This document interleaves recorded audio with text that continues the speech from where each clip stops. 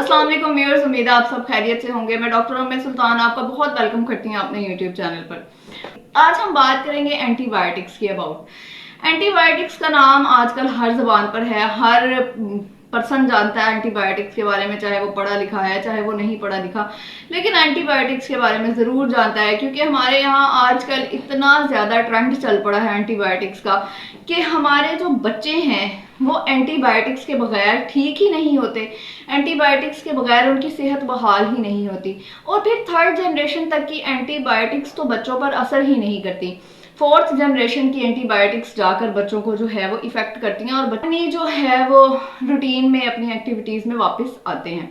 हम सब ने अपनी लाइफ में कहीं ना कहीं कभी ना कभी एंटीबायोटिक्स का इस्तेमाल ज़रूर किया है। एंटीबायोटिक्स को यूज़ हम ज़रूर करते हैं। एंटीबायोटिक्स को हम यूज़ तो करते हैं फ़ायदे के लिए, लेकिन इसके बहुत सारे साइड इफ़ेक्ट्स भी सामने आते हैं जिनमें vomits, loose motion, diarrhoea, bloating, indigestion, इस टाइप की बहुत सारी सिम्टम्स होती हैं। लेकिन इसके अलावा कुछ हैवी सिम्टम्स भी सामने आती हैं, कुछ इसके मेजर साइड इफ़ेक्ट्स भी सामने आते हैं जिसके बारे में हम जानते हैं कि किडनी फेलियर हो जाता है या फिर इसकी वजह से जो है आपका जिगर फेलियर हो जाता है। इस टाइप की बहुत सारी प्रॉब्लम्स सामने आती हैं due to long term of usage antibiotics. अगर आप बहुत लंबे अरसे तक एंटीबायोटिक्स इस्तेमाल करते हैं तो ये सारी प्रॉब्लम्स आपने देखने को मिल सकती हैं।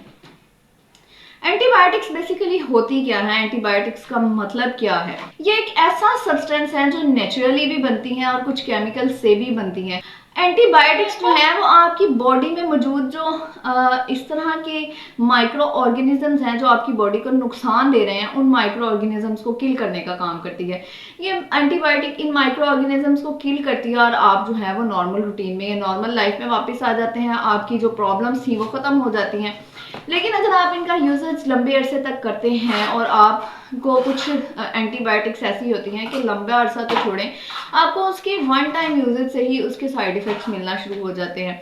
अगर आपके साथ ऐसी कोई प्रॉब्लम हो तो आपको फ़ौरन अपने डॉक्टर से कांटेक्ट करना चाहिए कि मेडिसिन के रिएक्शन में हमें जो है ये प्रॉब्लम्स मिली हैं, ये इश्यूज मिले हैं, ताकि आपके जो डॉक्टर्स हैं वो उसको चेंज करें, उस मेडिसिन का कोई नेमन बदल आपको। आज हम कुछ ऐसी होम्योपैथिक मेडिसिन की यहाँ पर बात करेंगे जिनको आप एंटीबायोटिक के तौर पर यूज कर सकते हैं। ये मेडिसिन जो हैं आपकी बॉडी के अंदर मौजूद प्रॉब्लम्स को खत्म करती हैं, आपकी बॉडी के अंदर मौजूद जर्म्स को किल करती हैं, आपको एक साइड इफेक्ट फ्री ट्रीटमेंट मुहैया करती हैं। हम देखते हैं कि आजकल जो एंटीबायोटिक्स है इनकी ओवर यूजेज बहुत ज्यादा स्टार्ट हो चुकी है। हर पर्सन, हर बच्चा, हर बड़ा, जैसे मैंने बात की कि बच्चों पर तो एंटीबायोटिक्स जो है वो फोर्थ जनरेशन की जाकर असर करती हैं। फोर्थ जनरेशन से पहले बच्चों पर मेडिसिन असर ही नहीं करती, एंटीबायोटिक्स असर ही नहीं करती। इसी तरह इनका यूजेज जो है वो बहुत ही ज़्यादा हो चुका है। आपको किसी भी प्रॉब्लम के लिए सबसे पहले एंटीबायोटिक ही दी जाती है। इसके पीछे कुछ मेन रीजंस ये भी हैं कि हम बहुत ज़्यादा स्टीरॉइड्स लेते हैं, बहुत ज़्यादा केमिकल वाली डाइट यूज़ करते हैं, जिसकी वजह से हमारी अपनी बॉडी के अंदर इतने स्टीरॉइड्स मौजूद है, इतने केमिकल्स मौजूद है कि फिर उन पर एंटीबायोटिक्स के अलावा कोई चीज़ असर नहीं कर रही। लेकिन जहाँ इसके ओवर यूजेज की बात है तो फिर इसका ओवर यूजेज जो है, जहाँ आपकी बॉडी के नुकसानदेह माइक्रो ऑर्गेनिजम्स को खत्म करता है, वहीं आपकी जो बॉडी के ज़रूरी ऑर्गेनिजम्स हैं, आपकी बॉडी के ज़रूरी बैक्टीरियाज हैं, गुड बैक्टीरियाज हैं, आपकी बॉडी के अंदर मौजूद गुड सेल्स हैं, इन सेल्स को भी किल करने का काम करती है ये। अगर आप बहुत लंबे अरसे तक इसका इस्तेमाल कर रहे हैं, अमूमन आपने कैंसर पेशेंट्स में देखा होगा कि उनकी बॉडी के अंदर एक भी सेल बाकी नहीं रहता, उनकी बॉडी के सारे सेल्स जो हैं वो ख़त्म हो जाते हैं।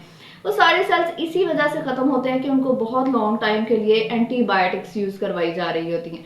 उन एंटीबायोटिक्स के अंदर ये चीज़ जो है मौजूद नहीं होती कि उन्होंने सिर्फ बैड बैक्टीरियाज को, बैड जर्म्स को या बैड माइक्रो ऑर्गेनिजम्स को ख़त्म करना है, बल्कि वो आपकी बॉडी के गुड बैक्टीरियाज, गुड सेल्स, इन सारी चीज़ों को भी ख़त्म कर रही होती हैं, जिसकी वजह से आपकी बॉडी आहिस्ता आहिस्ता डिकम्पोज होना शुरू होती है और उसकी वजह से पेशेंट जो है एट दी एंड डेथ की तरफ चला जाता है। होम्यो मेडिसिन की हम बात कर लेते हैं। सबसे पहले हम देखेंगे एसिड फोस को। ये एक ऐसी मेडिसिन है अगर आपने एंटीबायोटिक्स का बहुत लंबे अरसे तक इस्तेमाल किया और उसके बाद आपके अंदर बहुत ज़्यादा वीकनेस आ गई है, बाद आप एसिड फोस 30 पोटेंसी में यूज़ कर सकते हैं। इसके 2-2 ड्रॉप सुबह दोपहर खाना खाने के आधे घंटे बाद लें और 1 हफ्ते तक इसका इस्तेमाल जो है वो आप जारी रखें। खांसी अगर आपको बहुत ज़्यादा रही है और आपने उसके लिए एंटीबायोटिक्स इस्तेमाल किए हैं, आपने उसके लिए मेडिसिन यूज़ की हैं, लेकिन उन मेडिसिन की वजह से आपकी खांसी तो ख़त्म हो गई, लेकिन वो इन्फेक्शन में बदल गई और आपकी वो खांसी जो है वो बहुत ज़्यादा खुश्क हो गई।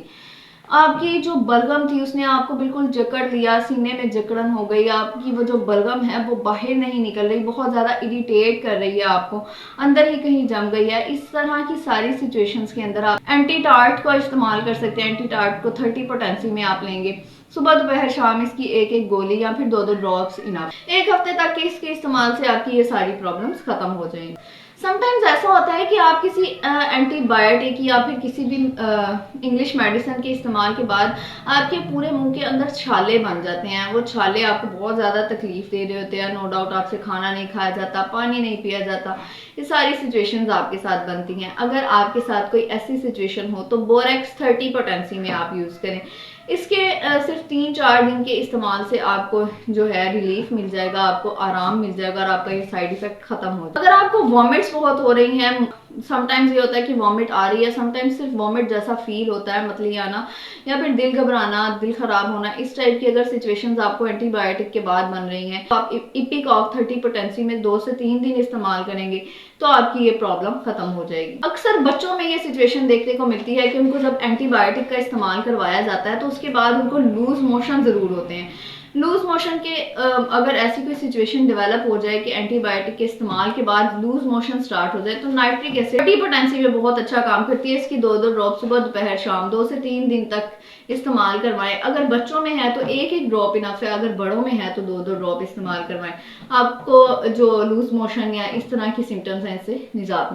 पल्सर टीला 30 पोटेंसी में इस तरह के पेशेंट्स पर बहुत अच्छा काम करती है जिनका गला सूज गया हो, सोर थ्रोट हो गया हो, बलगम बिल्कुल गले में फंस गई हो, इस तरह की सिचुएशन अगर डेवलप हो गई हो तो फिर इस तरह के पेशेंट्स पर पल्सर टीला 30 पोटेंसी में बहुत अच्छा काम करती है। आपको स्किन डिस्टर्बेंस अगर हो गई है एंटीबायोटिक के यूजेज के बाद, आपको स्किन पर रैशेस हो गए हैं, खारिश जलन वाला कोई इशू हो रहा है, तो इस सारी सिचुएशन में सल्फर 200 पोटेंसी में बहुत अच्छा काम करेगी। इसको सिर्फ हफ्ते में 2 बार आप लें। 200 पोटेंसी में एक बार जो है वो आप वीक के शुरू में लें और एक बार वीक के एंड में लें। आपकी जो स्किन डिजीज है या स्किन के इश्यूज हैं ये खत्म हो जाएंगे। अब हम कुछ ऐसी मेडिसिन की बात करते हैं जिनको आप एंटीबायोटिक के तौर पर इस्तेमाल कर सकते हैं, जिनमें सबसे पहले इग्नेशिया है। इसको आप क्यू पोटेंसी में एज एन एंटीबायोटिक यूज कर सकते हैं। इवन ये एक एंटी फंगल भी है।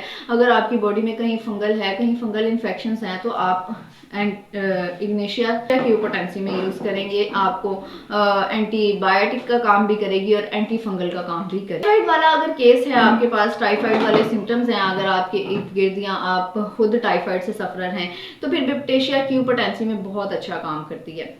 थूजा क्यू पोटेंसी में एंटीबायोटिक के तौर पर बहुत अच्छा काम करती है। इसकी एंटीबायोटिक प्रॉपर्टीज बहुत अच्छी हैं। इसके सिर्फ 2 ड्रॉप सुबह के टाइम आप लें और इसको आप इसी तरह 2 से 3 दिन तक रिपीट करें। आपकी बॉडी के जो इश्यूज हैं, जो प्रॉब्लम्स आपको आ रहे हैं, जिनके लिए आपको एंटीबायोटिक की जरूरत है, वो सारे इश्यूज थूजा से खत्म हो जाएंगे। डाइट की अगर हम बात करें कि आप किस तरह से डाइट के जरिए एंटीबायोटिक से जो साइड इफेक्ट्स डेवलप होते हैं वो डाइट के जरिए आप किस तरह खत्म कर सकते हैं, तो उसमें आपके पास सबसे पहले दही है। दही बहुत अच्छा प्रोबायोटिक है, आपकी बॉडी के अंदर जो गुड बैक्टीरियाज हैं उनको फीड करती है, उनको हेल्प करती है कि वो आपकी जो स्पेशली इंटेस्टाइन से रिलेटेड इश्यूज हैं, आपकी अगर इंडाइजेशन से रिलेटेड इश्यूज डेवलप हुए हैं तो उनको खत्म करें। इसी तरह दही भी बहुत सारे फंक्शंस आपकी बॉडी के अंदर सही करती है, प्रोबायोटिक है, तो ये बहुत सारे फंक्शंस आपकी बॉडी के सही करती है। इसके साथ आप लहसुन के जवे इस्तेमाल कर सकते हैं। लहसुन के जो कैप्सूल्स आप लहसुन के जवे आप इस्तेमाल कर सकते हैं। आपकी बॉडी के अंदर जो एंटीबायोटिक्स को लेने से साइड इफेक्ट डेवलप हुए हैं उस पर बहुत अच्छा काम करते हैं। फ्रेश जूसेस आप लें, फ्रेश फ्रूट्स आप लें, बहुत ज्यादा फायदेमंद है आपके लिए। आज के लिए बस इतना ही। उम्मीद है मेरी वीडियो आपके जरूर काम आएगी। अगर किसी भी तरह काम आए तो चैनल को जरूर सब्सक्राइब कीजिएगा, वीडियो को लाइक शेयर करके बेल आइकन को भी प्रेस कीजिएगा ताकि आने वाली हर वीडियो आप तक पहुंच सके। नेक्स्ट इन्फॉर्मेटिव वीडियो में दोबारा मिलेंगे, तब तक के लिए अल्लाह हाफिज।